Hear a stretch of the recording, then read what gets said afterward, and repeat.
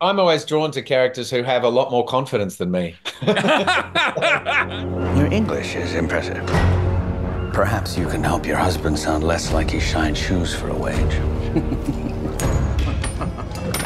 I'm sorry, will you please pass that back? They do not want us here. Who do you mean? The people here, they do not want us here.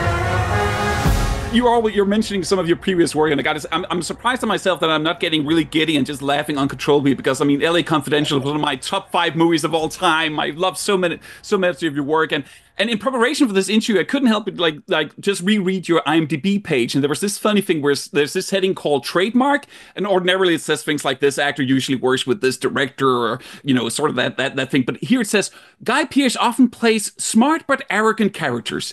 And Van Buren definitely fits that mold, but I couldn't help but wonder, it does fit with Peter Wayland and Prometheus, Bring me his tea, David.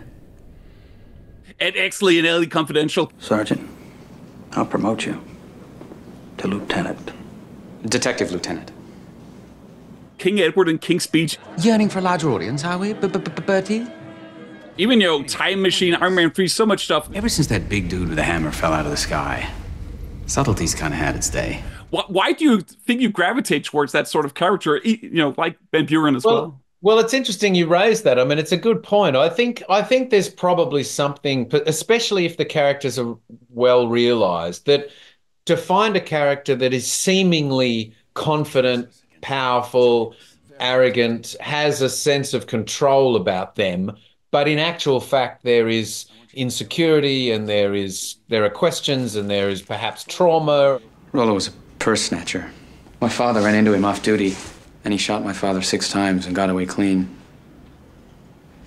No one even knew who he was.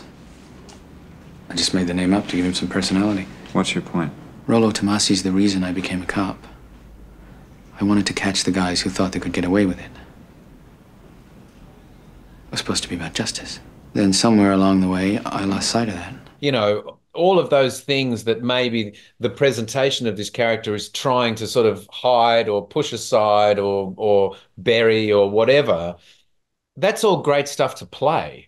Because as an actor, and especially it's great to play in a film, because you can have a moment with that character and someone else, and then you have a moment with that character on their own where the audience goes, aha, we get to see actually how vulnerable they are, how weak they are, how troubled they are. And I just think that is fantastic stuff to play. And it's fantastic. I love it as an audience member to watch a character on screen, but then to sort of see behind the curtain what's really going on. What a poetic reply.